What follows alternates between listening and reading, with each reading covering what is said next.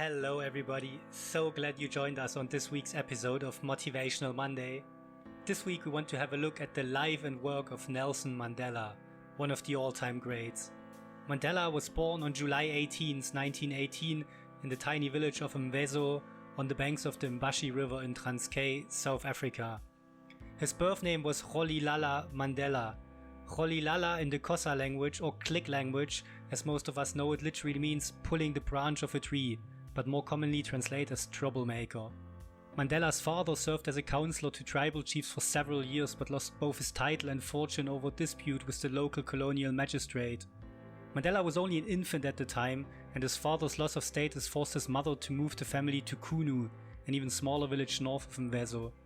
One of his father's friends suggested that Mandela was baptized in a Methodist church.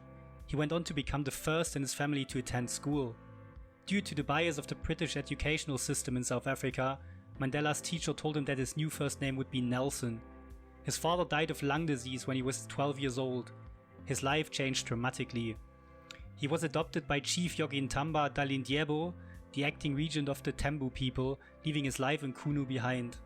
It was during that period that Mandela developed an interest in African history, from elder chiefs who came to the Great Palace on official business. He learned how the African people had lived in relative peace until the coming of the white people. According to the elders, the children of South Africa had previously lived as brothers, but white men had shattered this fellowship. While black men shared their land, air and water with white people, white men took all of these things for themselves. As a young man, Mandela attended university, but was dismissed because he took part in a student protest, his first act of civil rights activism.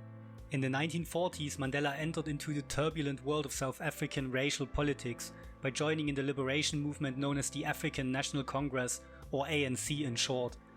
Mandela was one of the founding members of the African National Congress Youth League and later became second in command. Through the ANC, Mandela was able to take organized political action against apartheid. The actions against racial segregation started in 1948 and Mandela was arrested for the first time later in 1952. On the 21st of March 1960, the Sharpeville massacre took place. 69 people demonstrating against segregationist policies were killed by police forces. The 21st of March is today known as the International Day for the Elimination of Racial Discrimination. In the wake of this tragic event, the government outlawed the ANC. The South African government considered Nelson Mandela an enemy. Even though Mandela was already on trial for treason between 1956 and 1961 and cleared of all charges, in 1963 the government put Mandela again on trial for treason, condemning him to a lifetime sentence.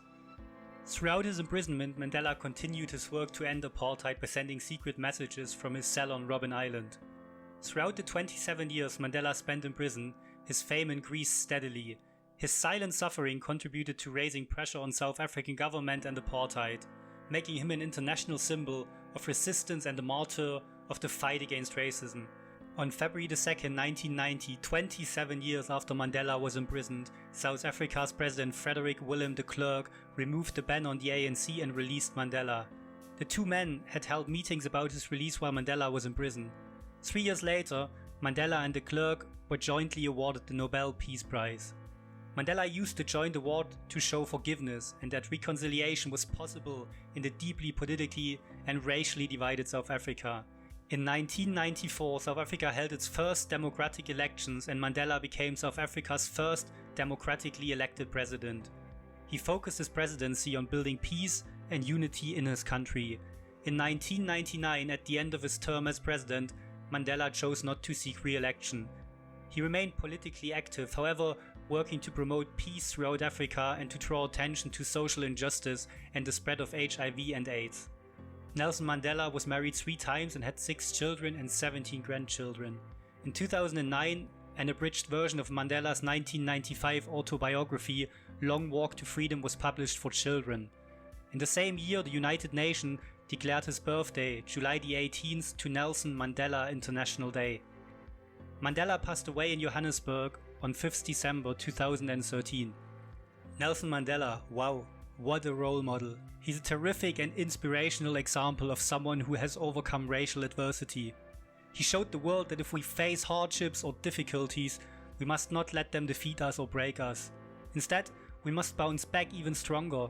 After 27 years in prison, Mandela commanded respect from the world and showed unbreakable determination as he deconstructed apartheid. The difficulties that he overcame in this life made him that much stronger. Nelson Mandela once said, "Difficulties break some men, but make others. No axe is sharp enough to cut the soul of a sinner who keeps on trying. One armed with the hope that he will rise even in the end." Did you enjoy this format? If so, is there a game changer? It doesn't matter if in business, professional sports or everyday life you look up to and want to be covered in this format. Feel free to drop me a DM here on LinkedIn. I hope Nelson Mandela's story inspired you to dream and start your own success story today. I'll be back soon with another game changer and his or her story. Be good, and if you can't be good, be careful.